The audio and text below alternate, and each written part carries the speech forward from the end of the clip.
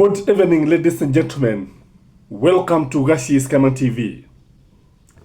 Maraga David, the former Chief Justice of the Republic of Kenya, is going to contest for the presidency. David Maraga is remembered for two things.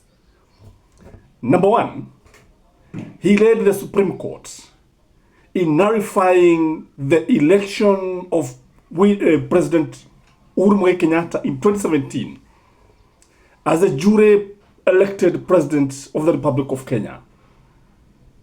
He gave Raila Amolo Odinga a chance to claim or reclaim the presidency. But Raila Amolo Odinga refused to contest. He did not want to participate in that election. But the funny thing is that Raila Amolo Odinga went ahead and contested the 2022 general election when the same IBC that had stolen his election, his victory that is, was still in office. The same Raila Amolo Odinga joined Maruweruwe Ya Kenyatta in the handshake government. Maraga now want to contest the presidency. There are issues here, and these are the issues I want us to discuss here.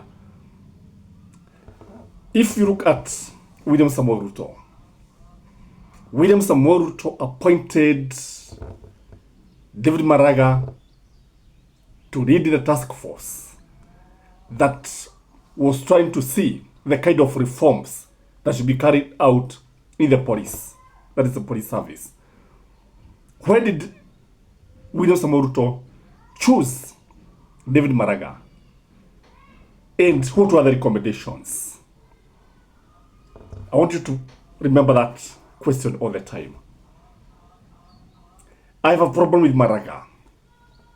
Good as he is holding town hall meetings instead of hitting the road. Ladies and gentlemen, which is better? Or is it that we are used to some of our leaders, or most of our leaders, on the rooftop of vehicles, such that when Maraga comes now and starts holding town hall meetings, he doesn't seem to have any impact on our politics. I want you to watch David Maraga here, I think yesterday, in a town hall meeting. Then you listen to him, and maybe we can continue with this discussion in the next. Kitu ambao kimefanya nchi yetu kuwa pahali tuko ni wizi. Mnajua hiyo? Ni wizi. Wizi ya pesa yetu.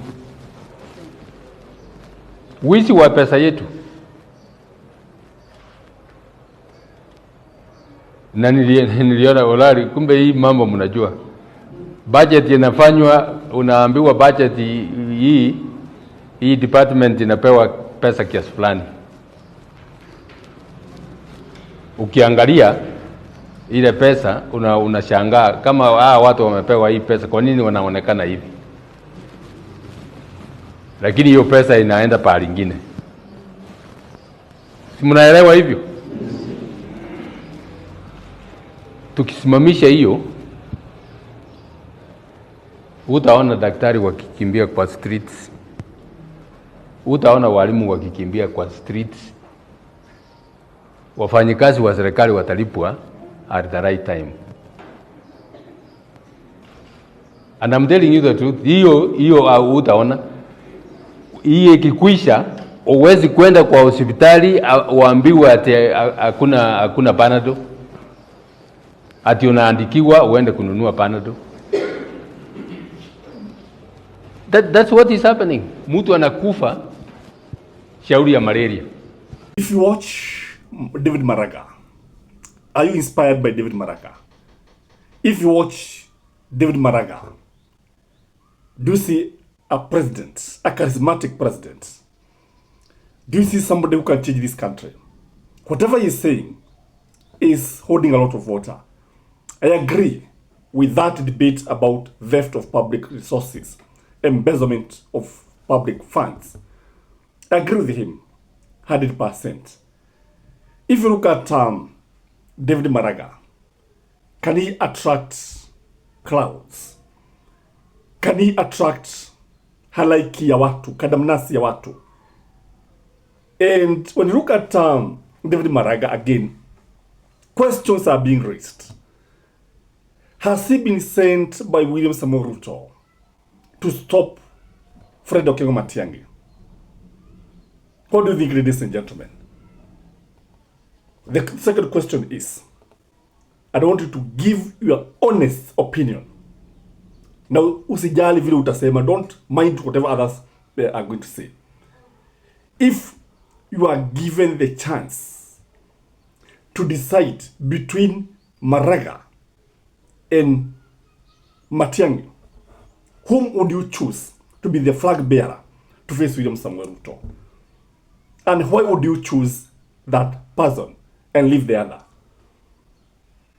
Maraga has some good points. Number one, this man is sober. The man is simple. He's a man of integrity.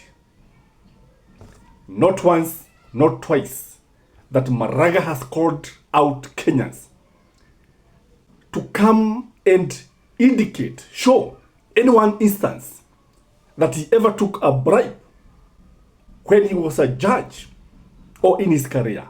And nobody has ever come out. So when it comes to integrity and leadership, he ticks the box. When it comes to sober mind, he ticks the box. Maraga is also bold. Bold because he told Uhuru Muigai Kenyatta to dissolve the cabinet. Not the cabinet. Parliament. You know, Parliament was supposed to be dissolved because the constitution was not implemented as per the schedule. But there were no timelines as to when Kenyatta would dissolve Parliament. And Kenyatta never bothered to dissolve Parliament. But the fact that he nullified the 2017 general elections and he told Uhuru Kenyatta, you have to dissolve Parliament, this one tells you that this man is bold. Not once, not twice did we see Maraga coming out and calling out the politicians to follow the law. I think Maraga has been talking about two things. If you watch him, you realize he has been talking about the rule of law, that you need to implement the constitution. You need to follow the law. You need to make everyone follow the law. If there's a court order, they must be followed. If it is the workers, they must follow the rule of the law. They must follow what the constitution says.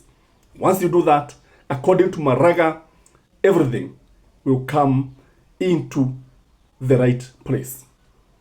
And now if you listen to him here, he's talking about theft of public resources. And he is right.